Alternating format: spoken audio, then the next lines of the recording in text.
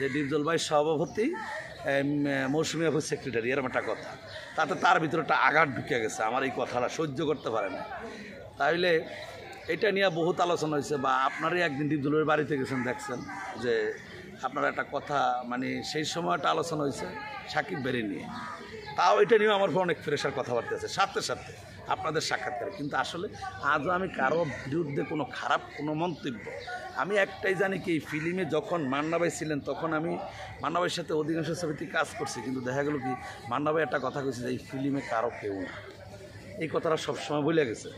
আমি দেখছি এই ফিল্মে আমাদের সাপের বিষাক্ত সাপের সাথে তো খারাপ মানুষ, সাপ তো দেখলে দৌড়ে যাইব গা, বা আমি পাড়া দিলে সে আমাকে কামড় দিবে। আর এখানকার কিছু মানুষ আছে সাথে সাথে আঘাত করা, যেই জিনিসটা প্রমাণ আমি হাতে নাতে এখানে ফিল্মে পাইছি, যেটা হলো কি যাদেরকে ভাই কইছি তারাই পিছনে আমাকে আঘাত দেওয়ার চেষ্টা করে, কিন্তু আমি কখনো তাদেরকে আঘাত মনে করিনি। আমি একটা কথাই বলছি কি, যে কাটা হয়ে থাকবে, এইটা একটা মজা। সবাই যদি ফুল নিয়ে দৌড়াদৌড়ি করে, ফুল তো আজকে ফুটলো কালকে নষ্ট হয়ে যায়, ফুলটা সাময়িক সময়ের জন্য, কিন্তু কাঁটাটা থাকলে ফুল হবেই।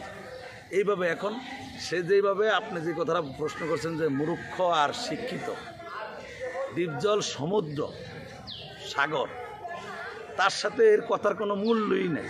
সে যদি মূল্য থাকতে, যে যেমন এখন আজকে আপনারা আসছেন যে এই ব্যাপারটা, যে কথাগুলি আমরা যতটুকু যা জানলাম, কালকে দেখলাম যে সে আমাদের ডিপজল ভাইয়ের বিরুদ্ধে কথা বলছে, বা একটা যে কোনো ইয়ের কথা শুনছি আমি কোর্ট ব্যাপার নিয়ে, তাতে এগুলা তার মতন একজন শিক্ষিত একজন ভদ্র মানুষ কখনো, যার ব্রেন ক্লিয়ার, সে কখনো এইভাবে কার্যকলাপ করতে পারে? আপনাদের মাঝে তো সে সাক্ষাৎকার দেওয়া, যে কত ভোট সে পাওয়ার কথা, কত ভোট হারছে, তার ভিতরে মেন কথা গেছে কি, যে একটাই, যে আমি মনে হয় মানুষকে কিনে নিয়ে গেছি। আসলে না, কিছু কিছু জিনিস আছে কি, একজনের জন্য 10টা ভোট চলে যায়, একজনের জন্য তার অনেক কিছু ক্ষতিগ্রস্ত হয়, একজন মানুষের অভিশাপে অনেক কিছু হয়ে দাঁড়ায়, কিন্তু সে বহুত ধরনের ক্ষতিগ্রস্ত নিজের দোষে নিজে হওয়া, এখন যদি আরেকজনকে দোষী করে এটা ভুল। আর ডিপজল সাহেব এখানে কোনো কাটছড়ি কোনো খারাপ কিছুই করেনি। ডিপজল সাহেব যেটা করছেন, যেটা লোকে সৎভাবে সে আসছে, একটা কথা বলছে, ফিল্ম আমার এই বয়সটা এখন ফিল্মের না,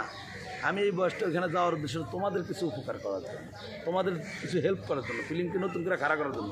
ওই নিপুণ ভাই তো পারলো না, আইসা তো 2টা ছবি বানালো না, 5টা ছবি বানালো না আমাদেরকে দিয়ে। আমি তো দেখলাম কি, নিপুণ ভাই আসার পর আমি আরও ডিপজল ভাইয়ের ছবিতে কাজ করছি, ডিপজল ভাই আমার চোখের সামনে, আমি তার 3-4টা ছবিতে কাজ করছি ডিপজল ভাইয়ের ছবি। ডিপজল ভাই কইছে 10টা ছবি বানাইছে, 5টা ছবি বানাইছে, কিন্তু এর মতন তো কেউ দেখিনি। তাহলে সে সমুদ্র সাগর, সেখানে সে মূর্খ আর শিক্ষিত, এই কথাটা আলোচনাটা সম্পূর্ণরূপে আমি মনে করি যে আপনারাও এটা নিয়ে বাড়াবাড়ি করাটা ভুল।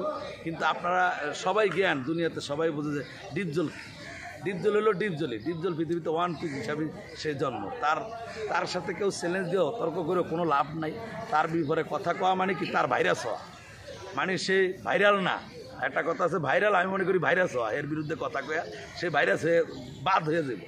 সেই আমি মনে করি কি, চ্যালেঞ্জের ডিপজলের লোকে পারবে না, কেননা কোনো সঠিকভাবে চ্যালেঞ্জ করবো, এটা আমরা জনগণই চেষ্টা করবো তাকে জয় করার জন্য, সৎভাবে চলবে। আর অসৎভাবে করলে তাকে আমরা কখনই কি, তাকে আমরাই চান্স দেব।